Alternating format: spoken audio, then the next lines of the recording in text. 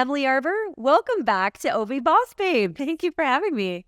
Emily, this has been a long time coming, and I say that because you were actually one of my very first guests in my roster, and I can't remember exactly what number you were, but I do remember the number of downloads that was climbing the charts when I was first looking to see what my numbers were. And to this day, you are still the number one streamed episode of OV Boss Babes with 1.5K downloads.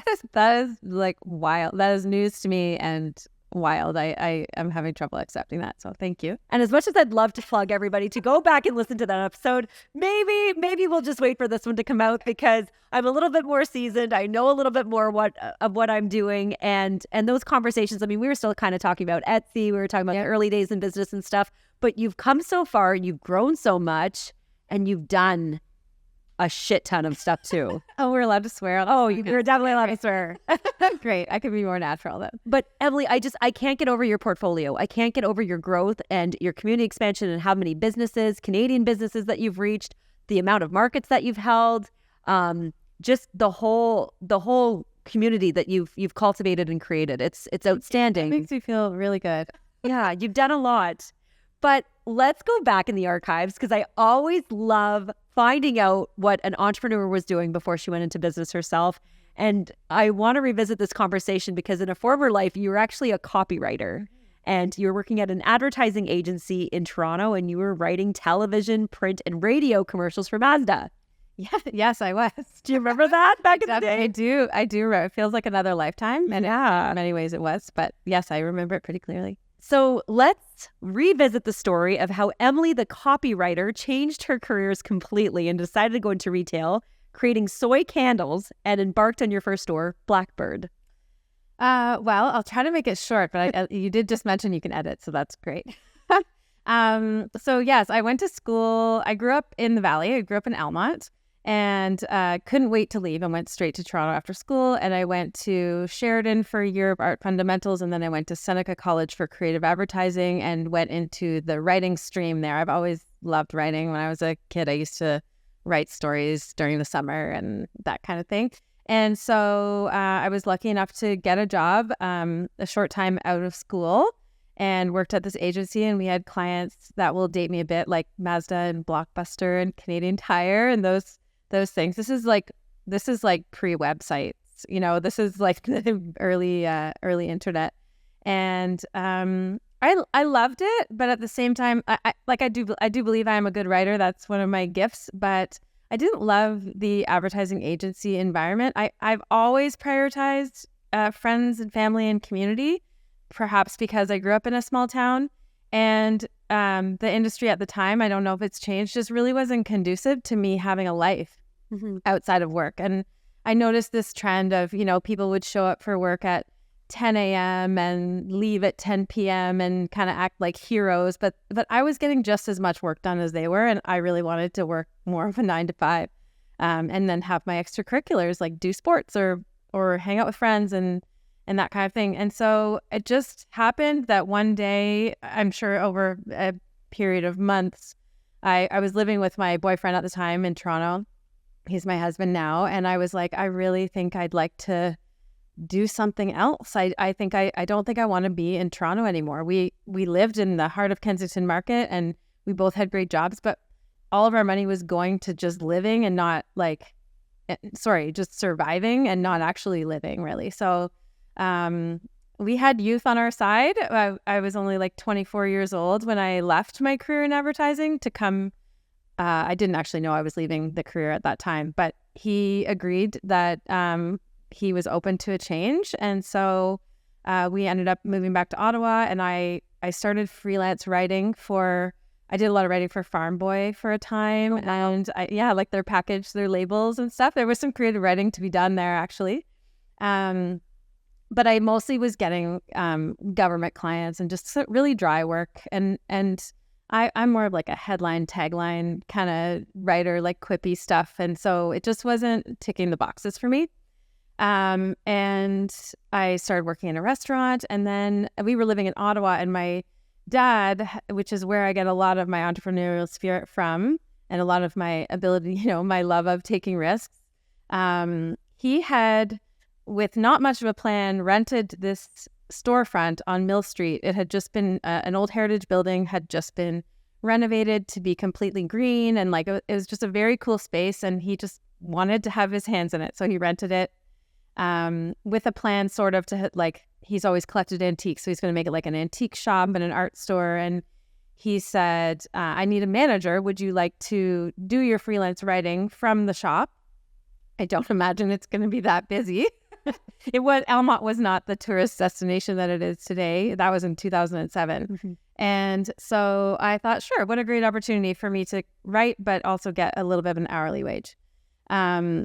Within the first year of me managing that business, it really just became mine. And I started exploring buying merchandise to put on those antiques and sell more stuff. And I just kind of really made it my own. And at the end of the year, I asked if I could purchase the business from him. So that I really got lucky with my start. It just happened. Mm-hmm. But I was always really passionate about customer service. I worked for The Gap for many years when I was in Toronto before my time in advertising. And I didn't take a lot of pride working for another company. I have my own creative ideas. I wanted to, put my own mark on things. So the two just kind of came together. And the writing hasn't gone away. That's actually been a real key, I think, to our success, is our ability to tell stories about ourselves, about our shop, about the products that we sell, about the makers that make those products. And now that, I've had this business through the invention of social media, it's really been a powerful resource, a powerful skill to have. Yeah. So I haven't totally left my writing days, but I just do it for myself now. Yeah. Yeah. And you can definitely tell, like, it's really, really evident about the storytelling that you do on behalf of other Canadian makers, because so oftentimes, like, they can't find the words to do that. And that is one of the nicest things about Cheerfully Made, is that not only are you showcasing these products, but you're introducing, the maker behind their brand and giving them a story to tell and learning about them and genuinely caring and wanting to know and introducing them to your own followers and your own community. I love that so much about the business. And I really think that has only happened because of my love of storytelling. When I first got into retail, I'm very much self-taught. I didn't go to school how to run a shop. Mm-hmm. I have just learned out of, trial and error and pure curiosity.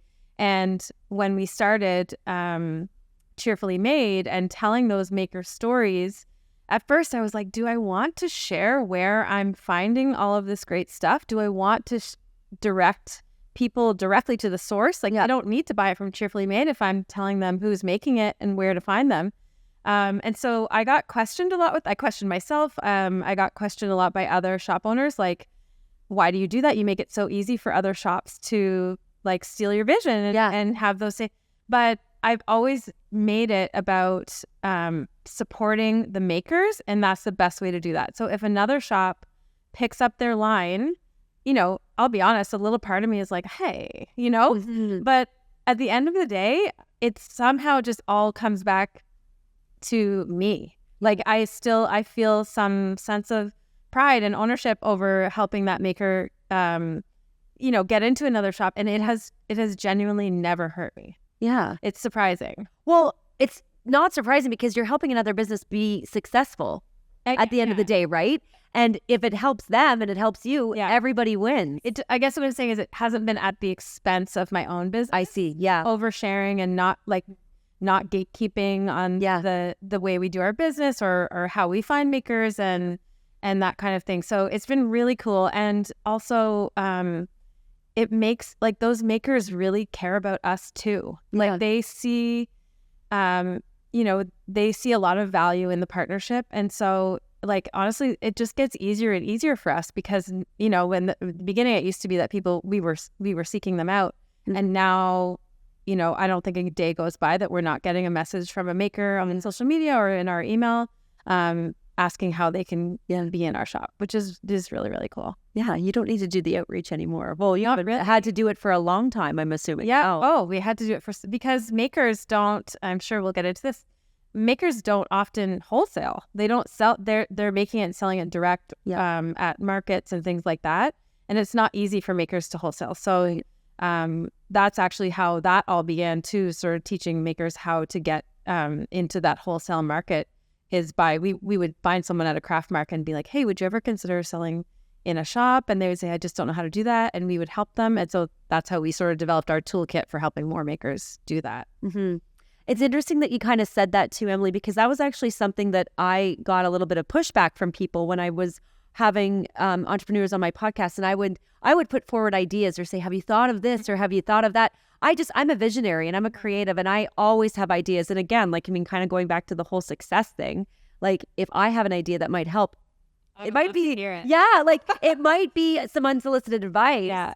And if you want to take it, great. And if you don't, that's okay. But who isn't looking for like a little extra? That's just so, I've learned a lot about ego over the last many years in business and stuff. And that's something that I really, I consider that a lot because, like the less ego you have, like I would love you to share a great idea with me and I would love to give you credit for it and have the success from using it. And I just, that's why I think we found so much success in the sharing and sometimes oversharing, just how we relate to people. And it's honestly only made us more successful and more likable, I think. Absolutely. Yeah. Absolutely. Well, I mean, again, you're creating that sense of community and you're helping other businesses out.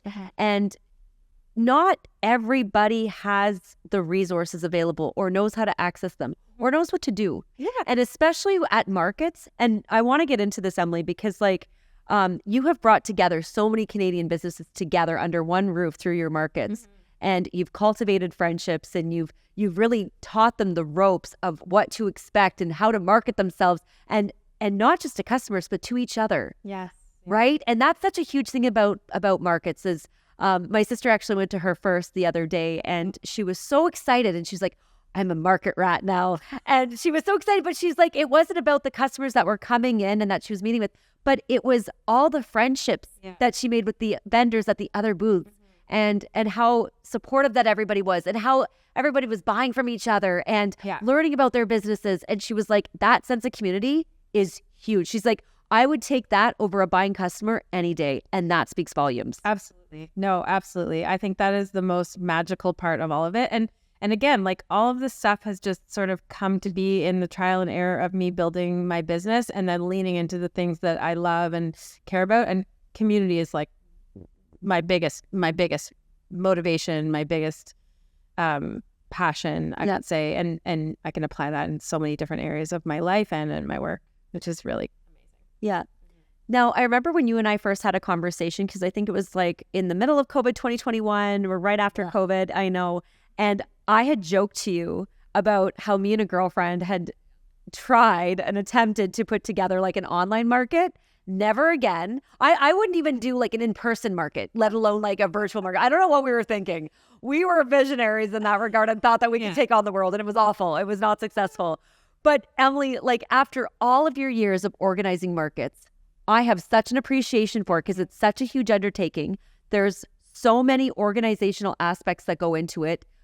Setting everybody up, getting people situated at their booths, making sure they have an outlet to plug into if they need it. Everything. How have you managed to control your stress level and just keep yourself on top of everything, answering all the emails, the administration part alone, let alone navigating that day, being that point of contact for people, like, because you're it. You're it. So validating to hear you say these things because it's very true. Oh my gosh, like so many people go to these markets and, how great is it that, somebody put all this on together? Yeah, there's a lot of freaking work that goes on. No, there's a lot of work that goes on to it. The short answer is it hasn't always been easy, but I've always wanted it so much that I've got myself here. Now it is much easier because I have an amazing team.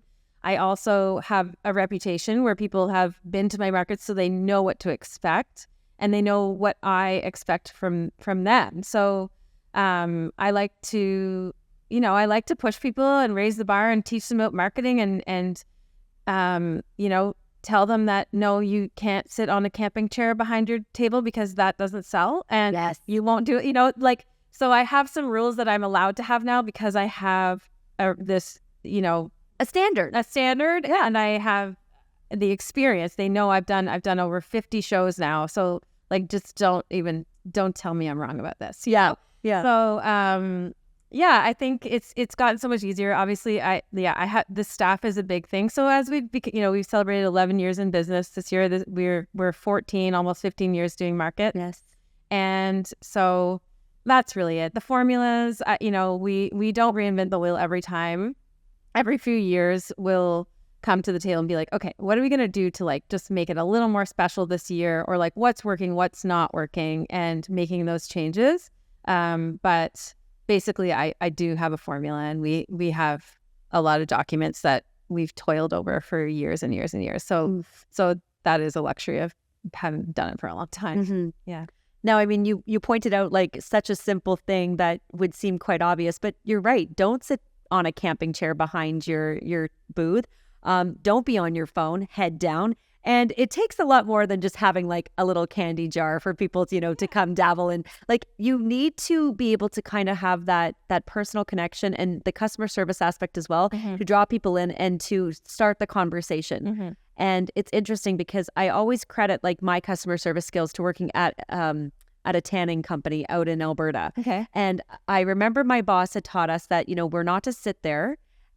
We were to stand at all times, and we kind of came out from the cash register area, and instead of like talking about like the selling of the products or selling of the tanning products or the minutes, you were to start a conversation and ask somebody like how their day was, and get to know them a little bit better. And once you form that relationship, even though that they're coming there specifically to get a tan, you're still kind of already starting that conversation and building that relationship so that they will come back again and again. Absolutely. And even for a market, those 30 seconds are key, because they're coming in for a reason. They're still coming in that market to browse, and a lot of your customers are women. And we know how women work. We know how they think. Yeah. You go to a home sense, you're not just walking in there to buy a pillow. No. Like, you're going to come out walking there with $100 bill because there's all these other things that you see that you're like, I need this. Exactly. Especially at the holiday time, right, Em? Yes. So the holiday time. Yeah. But how do you teach your vendors these skills that you have learned throughout the years, that those 30 seconds are so important, and you have to catch a customer's attention and not just have a draw to entice them in? Yeah. I think the first and foremost, we lead by example. So the experience you'll have in our store, the experience you'll have walking through the markets, that's why I am there and Sarah's there and we're at the front, setting the tone for the entire event. We may always make it very clear that our shows are juried. So it's not just the first 50 people that sign up get to be part of it. We have some high expectations. Our shoppers have come to expect it. We have an entry fee at the door, which is something that for a few years people would balk at. And now people don't, because I know the psychology that if somebody is invested in the show, they're not going to want to leave empty-handed. So it really does help the vendors. And it's not a high. I'm never going to make it an expensive fee, but it's like a small financial commitment. Yes. That you've chosen to come here, and you're here to spend money. And I think, I don't actually teach all of the makers, but we pay attention to those who are successful and who are not. And so, we sort of encourage, we will accept the ones that are sort of playing it the way we are. Cheerfully Made is a brand. And when we're having markets, that is an extension of my brand. And each individual person is an extension of my brand. So, there are some people who just will never be part of the show because it's just not a good fit. It's not personal. There's a show for you. There's even a show for those people who do sit in camping chairs. But I want people to enter my store and my show with, being greeted, faces up, smiling. Yep. I'm here to work. I'm here to show you what I make. Yep. And what I've got to sell. So that's really important. And I, to be honest, I don't know if I communicate that well enough I try. Well, you can only do so much too. And you're not there to handhold either. No, I'm bringing the people. Yep. This is what I've got for you. I am doing the marketing. I'm curating the group so you're in good company, and there's not going to be the same type of vendor next door selling something for half the price or whatever. But once I have filled that space, it's up to you to get them. That's right. Like I used to feel really like, some vendors would do amazing and another one wouldn't do as well. And I used to really take it to heart. And then I realized, well, that's not my job. That's right. Yeah. So I could do a better job curating maybe personalities, and like it's pretty, artists are, you get to know their personality pretty quickly. So yeah, it's at the end of the day, it's a cheerfully made show. It's my show, and it's going to meet my expectations, and the customers can count on that too. Yeah. Now, Emily, from your perspective, from all these different vendors that are in oversaturated markets like candles and coffee and soaps, how in your opinion do you think that those vendors can stand out? Because there's a lot of those kinds of companies out there. Well, I would say if you're let's say soap, because you're right, it's soap, it's candles. For a while it was like baby harem pants, everybody's making them, like bibs or whatever. If you're passionate about soap, then make the soap, but know that you are in a saturated market. So what's different about yours? I know that your brand and how you position your brand are as important, if not more, than the product itself. How you tell your story, what you're, whether or not you're just printing a banner with a Vistaprint template, or actually, having a designer make you a logo because you're in it to win it. Like you can tell which ones are really invested. If what you want to do is just be part of the maker universe, that community, then maybe do your market research and realize that, like, okay, soap is not where I'm going to stand out right now, unless mine are like different shapes or whatever it's going to be. It's in that vein, it's really about how you're presenting your brand to the world, because we all know how we shop, and sometimes you look at ingredients and you're like even think about Sheep or Struck Mart.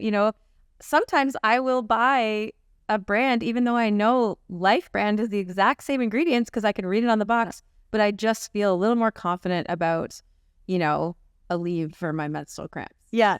Actually, though, and I get it. Yeah, and like I know it's silly, but I've done a lot of some of it has come naturally, just the psychology of how people shop and buy. You know why? It's because you trust. It's the trust. And yes, if there's a knockoff or a dupe, that's fine. But I was even thinking to myself about my son stepped on my Ray-Bans the other day, and I was like, shit, well, I could get a dupe, on Amazon for $20, but guess what? If those fall and break, I don't trust that. I'm not going to spend another $40 on another pair of sunglasses and stuff. And I know the products are different, and you can actually get knockoffs and stuff, and it's fine. But you're right, though. It's just is that feeling. And it's aspirational, especially if you're talking about something like soap that really is sort of a recession-proof product, because we need it, and it's cheap and cheerful. You have an opportunity to just really blow up your brand. Yeah. You're in the maker world, the person behind it is very important. Yes. And if you're not the right salesperson for your product, and you're an amazing maker, there are a lot of introverts. Then figure out how you're going to do that. And for me, that would be bringing your most outgoing friend who's amazing with sales, or setting up your booth in a way that it kind of sells itself. So you've got really clear signage, and prices are really clear, so you don't have to interact so much. But yeah. Sorry, I just went off on No, I like that. We're just off the heels of our fall market, so it's pretty fresh. Yeah. Yeah. Now, Emily, my DMs are filled with women pitching their businesses, telling me why they have to come on the podcast. But I've been in business now for quite some time that I can kind of pick and choose who I have on, which is nice. Yeah. And you have been in business for a certain amount of time now that, not just any Canadian business can pitch themselves and find themselves in Cheerfully Made. So what does that process look like when you're considering somebody who wants to wholesale their products in your store? I don't really have a great answer for this, because we do go a lot by gut. And also in this day and age of TikTok and stuff, we're looking for trends. We're on top of trends. And so there are a lot of factors. Reaching out on the right day is one of them. I'm buying today, or I'm looking to fill a hole, or I have time to read this email. So that said, I would never discourage anybody from following up and following up and following up, because I will after the second, at least. If I'm not interested, I will say, I don't think this is a good fit. Like, I'm sorry that, that I didn't reply earlier. But if it is a good fit, like, please remind me that you reached out on a day that I didn't have time to get to this email. And also, so I'll try to be more clear with this answer. I would say do not do it on social media. The only time you should email about a business thing on social media is to say, just letting you know that I've sent you an email. Yeah. Because that's where I can save things and share them with my colleagues to help me, get through our stacks of emails. I find I get a lot of anxiety when people try to do business on social media because I'm like, I'm not going to see this. There's 3 people running this account. Like, I'm going to forget, whatever. So that's the first thing. The second thing would be, I really like when they give me the sense that they know who they're talking to or what kind of store we're in. They're like, if they've been to the store or at least done their research, like, Lord knows we've shared enough online that you can pretty well get a sense of what everything looks like and what kind of products we sell. Yeah. So making sure they're a good fit, because if they're not, it's just like, this guy doesn't know who he's talking to. He doesn't want his stuff in the store. Like, he's wasting both of our time. So I think just not being afraid to be persistent, giving all of the information up front in an email in a way that lets me know that you have some sort of understanding of my brand in the store, why you'd be a good fit.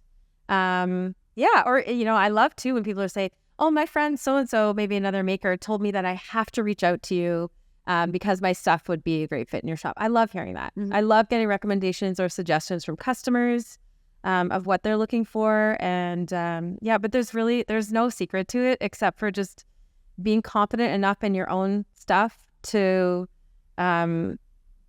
be persistent and giving all the facts. So it's like, don't leave any questions unanswered. If you're emailing me, send me your catalog, your pricing, how to order, all the information. I'm not saying I'd mind replying, but that's the best way. If we're in a mood and I can open your catalog and be like, let's just, here, Sarah, order this right now. Yeah.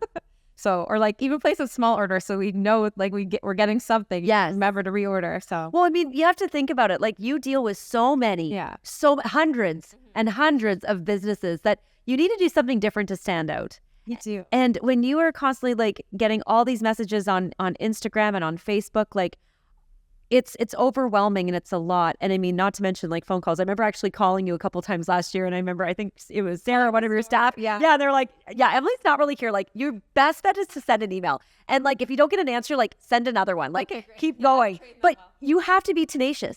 You have to keep going. And that's what I want to work with too. Yeah. Like, people who can sell themselves, because that helps us long term too. We do look for things like your social media. It's not going to be a deal breaker if we love your stuff and you don't have a Instagram account or something, but it sure helps. And that applies to markets too. Like, if it's between 2 similar soap sellers and one has a strong social media following and the other doesn't, we're going to go with the one with the strong social media following, because that's going to get more butts through our door. That's right. That's it. Absolutely. Yeah. It does help for sure.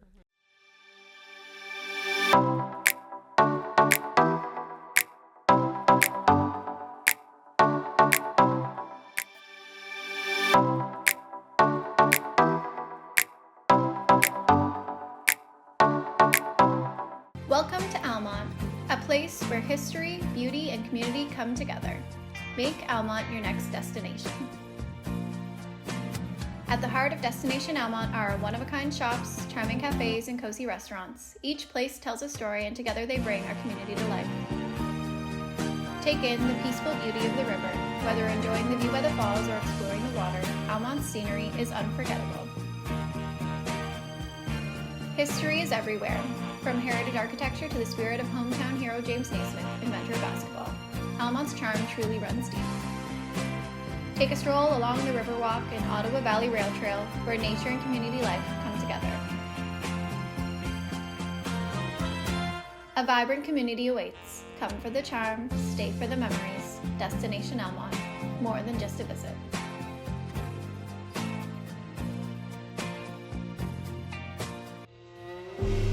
Every time I went to my grandmother's house, it was great to the drawers that had the photo albums, and I loved looking through them. And it was really important for me to be able to offer that to other families.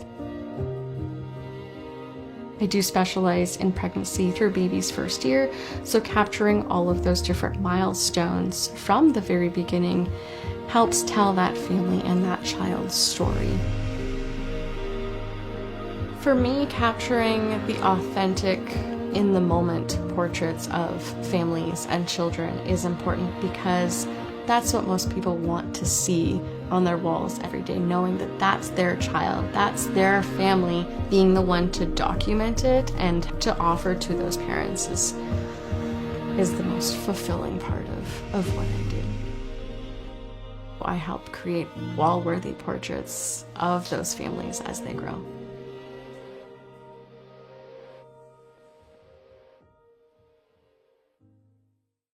Hi, my name is Marian Ferguson. I'm the founder of Faye & Lou's Design Studio based here in the Ottawa Valley. With 10 years of design experience, you're not just getting a designer, you're getting someone who's truly invested in your design. I know renovations can feel overwhelming. My goal is to make the whole process as stress-free and enjoyable as possible for you.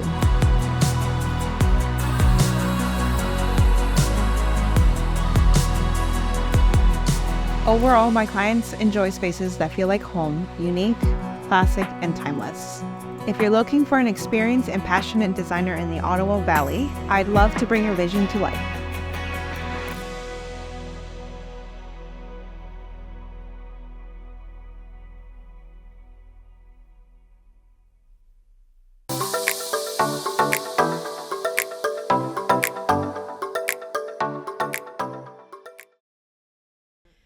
Now, Emily, talk to me about trying something new and different in business and when things don't necessarily work out. And I have to just say, Emily, I've always appreciated your openness and honesty with your followers, with your customers. When Cheerfully Made has decided to open up, a different store or go down a different path and try something new. And, you've shown up and you've put your face out there and said, guess what, guys, it didn't work out. Yeah. It failed. I just think that's the only way. Yeah. It's the only way to feel good about it and to let people know that you're human too and give them permission to fuck up too and try stuff. I think that's if I have one mantra, it is leap and the net will appear. But that only happens 90% of the time. 10% of the time, the net has a big hole in it. So do you want examples of things? Yeah, Worked out? please. Okay. Yes. I've got a few. The biggest one was I opened a stationery store sort of right on the heels of COVID and right at the beginning of some major construction in downtown Almonte. And to be honest, and I don't want to make light of any mental health situations or anything like that, but I do feel that time was a little bit of an out-of-body experience for me. I don't know who that person was who decided it would be a good idea to open another store during a really chaotic time in her life. So I think it was just a real control thing. And people are very, yourself included, very encouraging, you can, if anybody can do it, Emily can do it. And I love that I have that reputation, but it's been to my detriment a few times, So I opened a stationery store called Paper Folk, and we closed it within about 8 months. I wasn't realistic about how challenging it would be to manage staff, actually. That was the main thing. Staff and also all the different, because we do a lot of marketing and I love marketing, and I just felt like it was taking away from what I could do for Cheerfully Made. And I hadn't quite found my voice with this new brand. Obviously I knew it was going to be very similar because I was always going to be in the face of it and the owner, but I just could not give it the love and attention it needed. And I feel like that sort of trickled to the staff very quickly, that I couldn't give the business enough attention and I couldn't give them enough attention to really get it rocking and rolling, Yeah. So and it was really hard for me. There was that going back to ego, that was a really hard thing for me to just decide to close. But once I did, it was the biggest weight off my shoulders. It really, it came down to, there was one day when I just could not stop crying. And it was I just wanted a break and I could not take a break. And it just was, my world felt like it was crumbling around, and it made me not want to even have Cheerfully Made. And it made me not want to have staff, and it made me not want to have customers or social media. And so I don't actually remember it super clearly, even though it was about like a year and a half ago, maybe, or in 2 years. I don't even know what year it was. It's very strange. Yeah. It's funny, like how during COVID, like, I mean, I don't think any of our minds were really working straight during that time. And maybe we were almost feeling that sense of urgency. Like if I wanted to be a success. Yeah. I wanted to make it. Yeah. Yeah. And I wanted to just like, control something. And and maybe that's why, because with COVID, we couldn't control anything. Yeah. We couldn't control the opening and closing and all the different laws that were coming into place and the different requirements that were being asked of business owners, you know, like you guys were already having to go above and beyond with different restrictions and curfews and mask wearing and like such a funny time too, because I think people kept saying like, oh, good for you. You know, you're so successful in spite of it all. And it's just like, I did not feel successful. Right. I did not feel successful. I felt like I was drowning, and everything I was doing, like my heart is in the brick and mortar, it's in the people in the community. COVID took that away and took it all online. And like, it just wasn't my definition of success to have online sales. You know, it just wasn't my definition of success. So that's why I think then that's where what you turn to. Yeah. We're like in deep in therapy right now trying to figure this out.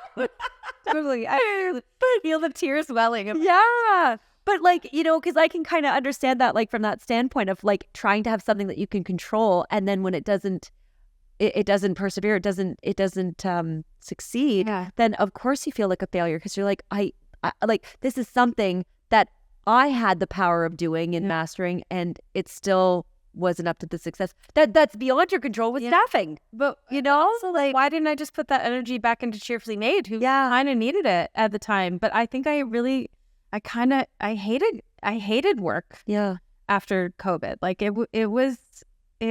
like I did not want to do it anymore. But the option of me like selling my business or anything, that was not an option at that time. So it was just like, what am I gonna do? Yeah. So, but it turned out.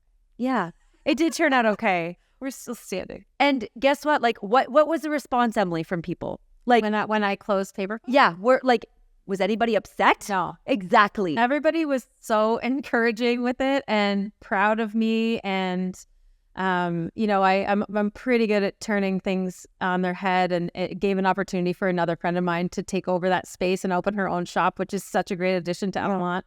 So, I think it, you know, I like to believe it happened for a reason. But, I'm totally okay leaving that one in my past. Yeah.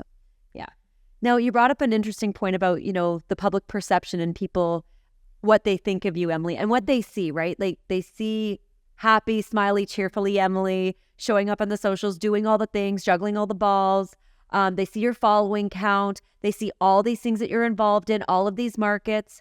But like, that takes a lot on you behind the scenes. That's a huge emotional and mental toll. It takes time away from your family. I mean, I've been there so many times. But let's talk about the real shit and like who your support network is behind the scenes that gets you through those days. And even when you're showing up and putting a smile on your face, like I'm sure that there are days that you're like, fuck this, I don't want to be doing this today. Cheerfully Made brand can be a lot to live up to sometimes. Yeah, of course. But you live in the town where you work and grew up there. So it's like, sometimes I just don't go to the grocery store that day, you know? Yeah. But also I think it's good. I think it's really good to share. I love meeting people who show up as their true selves. And like, I love learning that people are not perfect. So I try to do that as much as I can. I am blessed with a massive community. I have a group of friends who I've had since I was in grade 6. Somehow we have managed, like I have like 9 sisters, you know, and so they're always there for me. We don't always see each other every day, but I just knowing that they're there is huge, and they've just always been so encouraging. Like, I'm gonna cry about that. I have an incredible staff. Sarah is like my best friend now, I could say, whether or not she agrees, but so she's just like the first employee that I've ever had that she really just like lets me be myself. Yeah. And even when it's like really, really messy, she's never like, I just have never felt like I had to hold anything back from her. And like, I apologize to her a lot, and I hope that she feels the same about me. And I think that's why we have a good relationship. And I'm excited to see what our future holds together. Yeah. I have a great family. As I said, I grew up in Almonte, and so like there are core members of the community who have seen me grow through all this and do know the real me. So yeah, I'm very, very lucky. My family lives nearby. My husband has never said anything that might make me think something isn't a good idea. Even this week, I bought a cotton candy maker this week. We're the cotton candy business now for night markets. I don't know. Again, I was like, I'm just going to buy. I'm sure I'll sell $500 worth of candy and pay for this machine. And then he came home and he was like, I'm like literally painting the words cotton candy on this little hut that Sarah made me for something else. And he's like, I love you.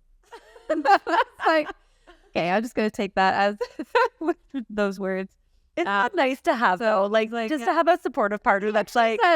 He said, you're a little crazy and it's just so attractive. Oh, bless. I was like, okay, thank you. I'm glad I picked the right guy. Yeah. Yeah. That's amazing. That's incredible. But Emily, like I want to kind of get a little bit more into the nitty gritty though of things of like what people don't see behind the scenes that you face with. Like what are some struggles that you face, and like what have been some like really hard times, like where you have been sitting in the back closet with Sarah crying and been like, oh, like why did this happen to me? Like why me? Well, I really struggle with the need to be liked and even more so understood. And it's hard. Like the fact is, like, not everybody's gonna like me. Some people are gonna like not like me for no reason. They're gonna not like me because they perceive me as successful or whatever. And I just need to remind myself that that's okay. You don't need to be their friends, you know. I think the hardest thing that I've dealt with a few hard things. One thing I don't know if I should even talk about, but talk about it. Like guilty. But so during COVID, it came to my attention. Somebody called me that I don't really know, and to be honest, I'm not really close with this person anymore at all because there's something about people who like to share bad news that doesn't do it for me. But it came to my attention that someone had called me a white feminist in a maker group online that I was not part of. There are a few maker groups that organizers can't be part of because the makers need a safe spot to talk about what shows are good and what are, and I love that for them. That's great. I don't want to be part of those groups. But it really, really hurt me. And it was during the height of like cancel culture and Black Lives Matter and this type of thing. And I think what bothered me the most, and fortunately I was able to talk to the person who, like, that was a really scary conversation. I didn't want to do it, but I felt a lot better after I had. The truth is, you know, I'm in rural Ottawa, you know. We don't have a lot of diversity out here. It's getting better. But in the high school that I grew up in, I think we had one Asian family and they owned the Chinese restaurant. You know, like it was very stereotypical, very sheltered. It is changing, thank goodness. Mm-hmm. But the comment was that I was a white feminist, meaning I only create opportunities for white women. Like, you know, I'm a feminist, but only for white women. Yeah. And it really, you know, like, my reaction was not to, I mean, obviously I was hurt that would be the perception, but I didn't want to deny it right away because I wanted to look at myself and be like, am I? Like, am I not creating opportunities for like the BIPOC community? So I really looked at myself and like, they were right. The majority of our makers who participate in markets and even makers that we carry in the shop are white women. So there definitely is an opportunity there for me to seek out more makers of a diverse background. Yeah. And but it was only sort of newly on my radar. It wasn't an intentional thing. Yeah. So I own it. I think that was pretty harsh. Those were pretty harsh words. I think a kinder way would have been to draw attention to the fact that maybe 90% of our makers are white, and is there anything that we plan to do to change that? That's how I might have approached it, and we have made some big steps there. But the other reality is, and I hope I say this right, mm-hmm. Not a lot of people of color were applying to our markets. Mm-hmm. So I've had some really good conversations, and that sort of led to, okay, but why are they not applying? Because they are out there. Ottawa is a very diverse community, and we do a market in Canada once a year. And Almonte's not like so far to come for a market anymore. And And so how can we be a brand where people of color feel like they're welcome, or that they can apply, that they are represented? So I'm really proud to say that that is changing through some effort. And I hope it just continues to change, because the truth is it wasn't in my awareness. Yeah. And now it is. And so we're making changes to do so. Other things like we've learned also about appropriation and Indigenous specifically. We carried a line of blankets for a while that were heavily inspired by Indigenous designs. And I honestly didn't know they weren't Indigenous when we first started to carry them. So we don't carry them anymore. And we found a replacement with an Indigenous company. But these are all, like, I guess what I'm trying to say is that, yeah, we've made, I don't even want to say that they're mistakes, but we've evolved. Yeah, you've made strides. We've done. Yes. I think it all comes with education. And Emily, know that you're not alone. Yeah. I think during that time of us being woke was the sense of like us just becoming more aware and what we could do better of. And I mean, I was even thinking the same thing during the time of the cancel culture as well, being like, I need to have more diverse guests on my podcast. And so I was trying to find new opportunities to find more voices. If I could not find business owners that were of the Black descent or of different cultures, I thought, how can I invite more women of color to show that representation? Yeah. So I think that more businesses were doing that. And sometimes, unfortunately, it takes somebody to, call us out essentially, and maybe not always in the right dialogue, but it does create more awareness. And then you implemented on that. Yeah. You did make that change. That's what I want. I want the opportunity to course correct. Yeah. Like I get really upset when customers just come at you with like they're upset or they make whatever. They're upset about something. Just give me the opportunity to make it right. Yes. I didn't want you to have this experience. Yeah. I didn't want you to feel this way. And I mean, I own it. I'm really, I want to learn. I want to be better. And like, that's probably the best thing about having been in business for so long, is that now it happens over time. It does happen. We get better and better. So, thank you for talking about that. Cause like that could be a really tricky and challenging conversation. Like, I mean, especially to have publicly, but again, Emily, like, know that you're not alone, and that I think many businesses were looking within to see how they could make that change. I mean, and not necessarily everybody was getting called out on that, but I mean, it was a time of learning and educating and knowing what we could do to do better. And so thank you for talking about that. Because that's an important conversation. I think that's what's hard. I'm very accessible to people. And so sometimes I'll be like, why aren't you yelling at Walmart right now? Like, why aren't you voicing this to a bigger fish, And I think it's just sometimes people just really need to be heard, and it's made our social media better. It's made our brand better, because I don't we don't subscribe to just tokenism anymore. We want to do what we say we're gonna do, and but I also want the grace. I want people to know that takes time sometimes. Yeah. People do yell at Walmart. They comment on on the posts and the sponsored ads, but nobody's listening. But you know who's listening? Small business owners are listening. Yeah.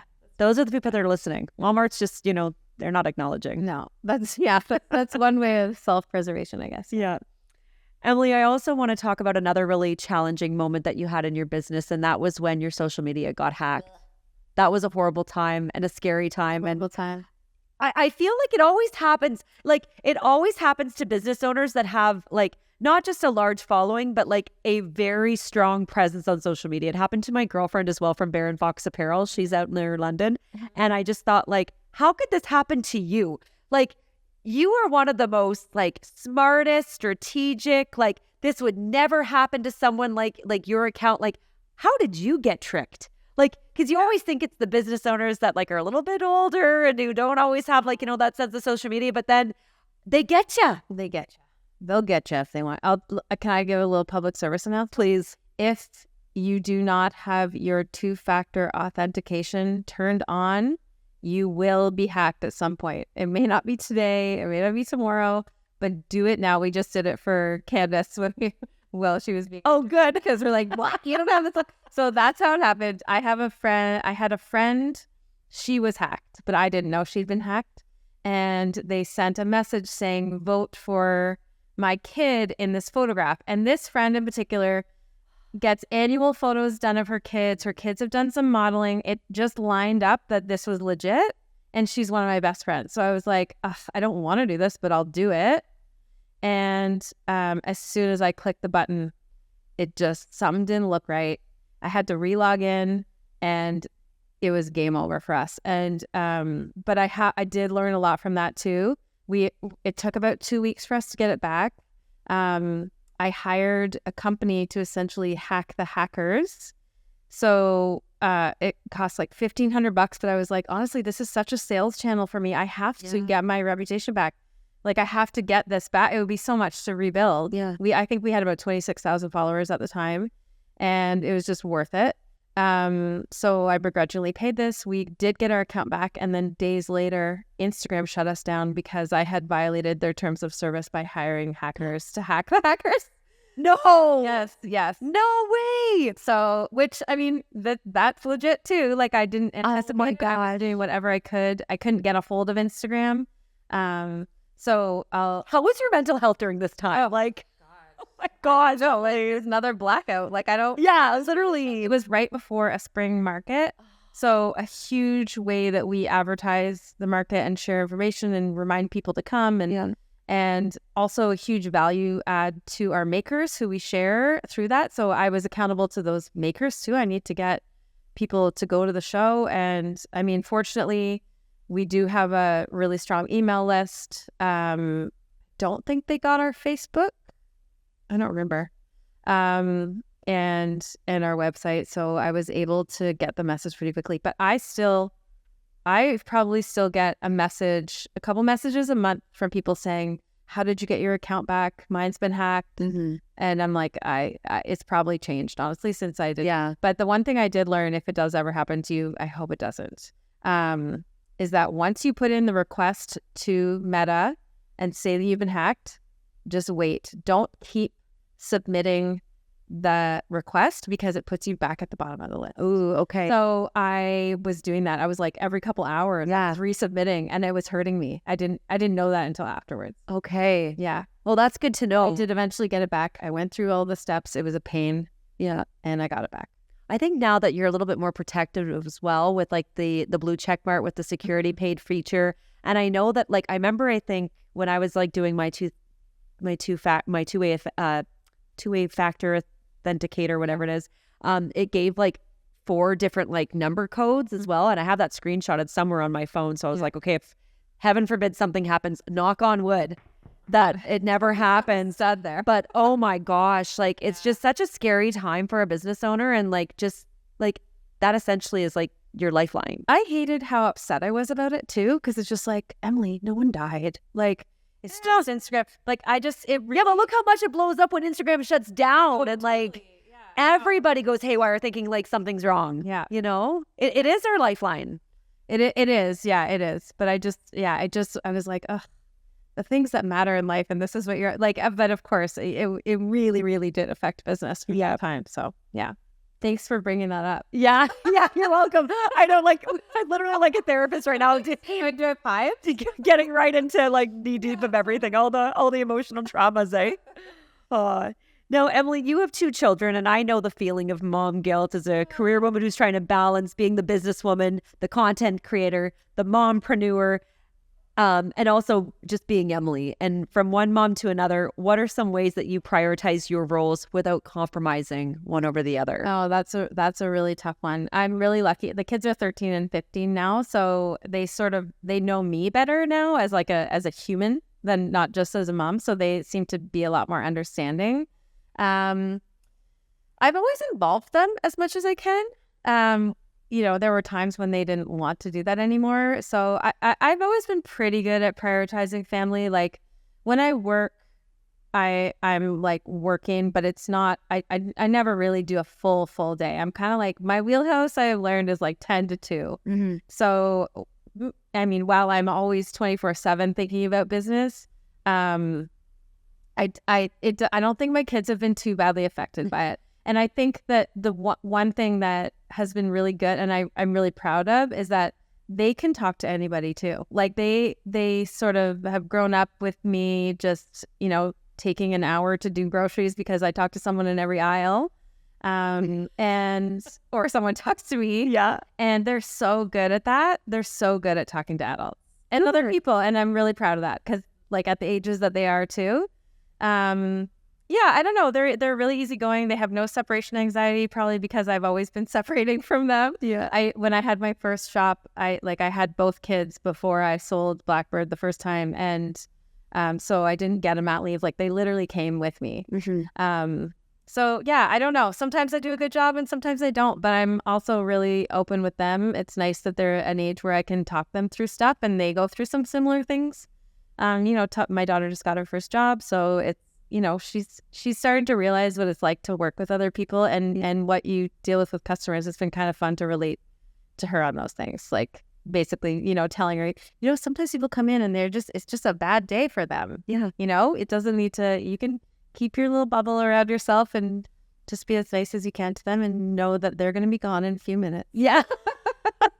I think it's a nice thing though too, because I mean it builds that maturity, not to mention patience, especially when mom's talking, and my kids feel that as well. Yeah. Like they know that like I'm probably gonna run into somebody and I need that social interaction. Yes. Because you can only be mom for so long and wear that one hat. But I think it's a good thing for them to be immersed in that too, and to also see mom as like a career woman. And that was actually something that I really respected with my mom, was that when she put her career first, like she went all in. And when she was mom, she was 100% mom. Yeah. Like, and I know another businesswoman like that. Her name is Shannon Slaughter. She's a dealer principal at Hyundai in Pembroke.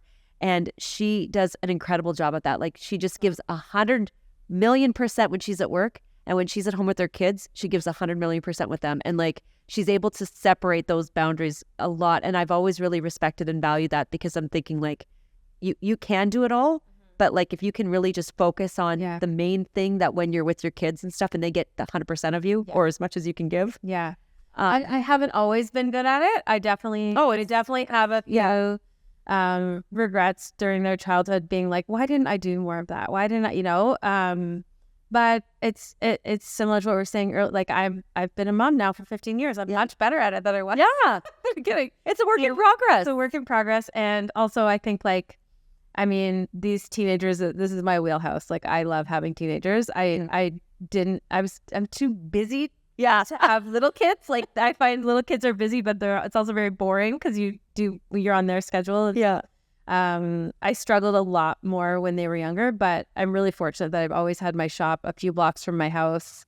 I've always had this community that we spoke about earlier, and found ways to, I hope that the kids didn't feel affected by it too negatively. I'm sure they turned out all right. Yeah.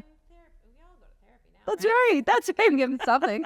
I know. It's like each of us like are sharing our own like therapeutic times and stuff. And even today, it's true.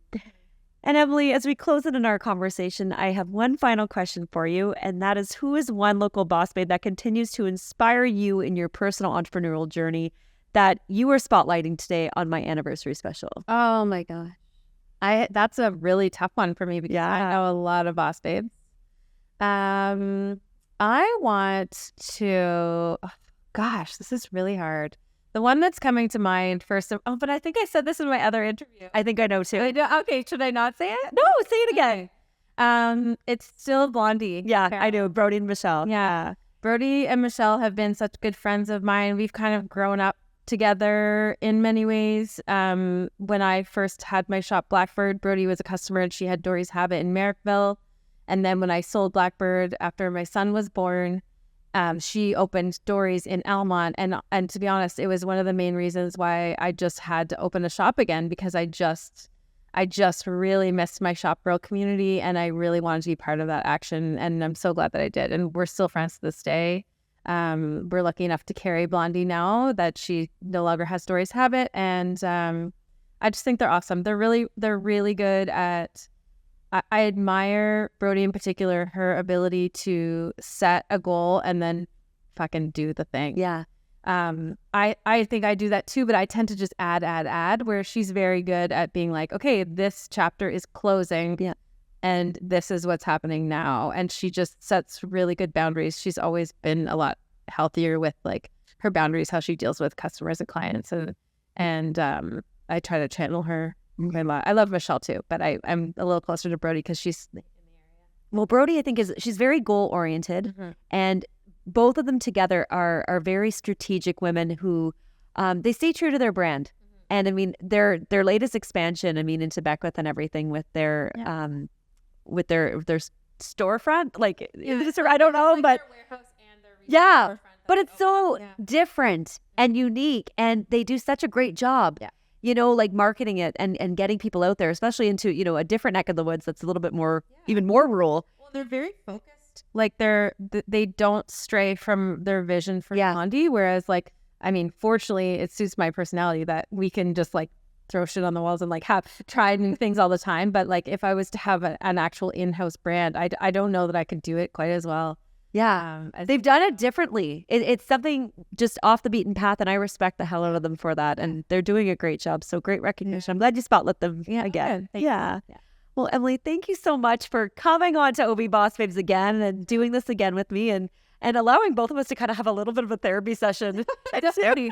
Maybe we can see each other again. Yeah, absolutely. Well, thank you so much. Thank you.